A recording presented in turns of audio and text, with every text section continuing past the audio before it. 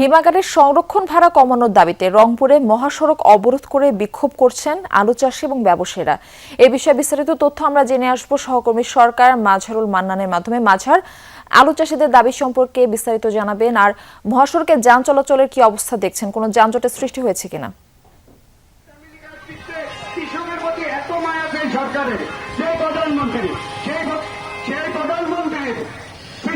দেখুন, আমি যদি আপনাকে ফুটেজে সেটি দেখাতে পারি যে রংপুর জেলা যে আলু চাষী এবং ব্যবসায়ী সমিতি আছে, সেই সমিতির উদ্যোগে এখন রংপুর মহানগরীর যে মডার্ন মোড়ের পাশে তুলা উন্নয়ন বোর্ড আছে, সেই তুলা উন্নয়ন বোর্ডের ঠিক সামনে যে সড়কের 6 লেন আছে, সেই 6 লেন বন্ধ করে দিয়েছেন আলু চাষিরা এবং প্রচুর আলু এখানে তারা ফেলে দিয়েছেন।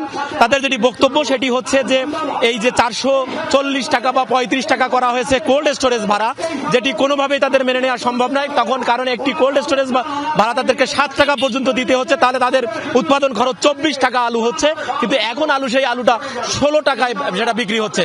সেখানে তাদের দাবি যে হিমাগার অ্যাসোসিয়েশনের প্রতি তাদের অভিযোগ যে হিমাগার অ্যাসোসিয়েশন তারা অন্যায়ভাবে এটি চাপিয়ে দিয়েছেন এবং 200 টাকা থেকে 300 টাকার মধ্যে এটি ভাড়াটা তারা রাখবার দাবি করছেন। আমি একজন আলু চাষির সাথে কথা বলতে চাই, আপনার সাথে কথা বলতে চাই, কেন আপনারা দাঁড়িয়েছেন এবং কি আপনাদের এখন কর্ম? আসলে আমরা এখানে দাঁড়াইছি যে বিগত সময় আলুর দাম ছিল মাত্র 14 থেকে 15 টাকা, তার মাঝে এই কোলেস্টোর যা গলার কাটা হয়ে দাঁড়াইছে, মরার উপরে খাড়ার ঘা। কোলেস্টোর ভাড়ার সঙ্গে অবৈধভাবে আমাদেরকে যুক্তি ছাড়া ওরা 8 টাকা আমাদের প্রতি দায় চাপাই দিছে, যার কোলেস্টোর আলুর পর্তা পড়ে গেছে প্রায় 22 থেকে 24 টাকা। সেখানে আজকে আলুর দাম মাত্র 14 টাকা। তা আমরা এই লস কিভাবে কাটাই উঠবো?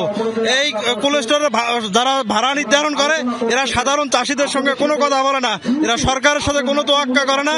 এই কোলেস্টোর মালিক অ্যাসোসিয়েশন এরা অবৈধ ফ্যাসিস্টদের মতো এরা আমাদের প্রতি দায় চাপাই দেয়।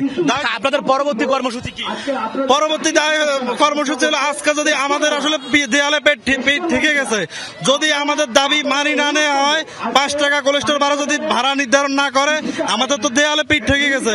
আমরা কঠোর আন্দোলন দেব এবং আমরা রংপুরকে। আপনি জানেন যে এখানে এরই মধ্যে যে তাজহাট থানার ওসি তার নেতৃত্বে পুলিশও এসেছেন এবং আমরা এই সড়কটি বন্ধ হওয়ার কারণে কিন্তু সারা দেশের সাথে রংপুর সহ রংপুরের যে 8টি জেলা আছে রংপুর বিভাগের, এই 8টি জেলার সড়ক যোগাযোগ প্রায় আধা ঘন্টা ধরে বন্ধ রয়েছে এবং এখানে জাতীয়তাবাদী দল বিএনপির যে জেলা কমিটির নেতৃবৃন্দ, কৃষক দলের নেতৃবৃন্দ সহ বিভিন্ন রাজনৈতিক।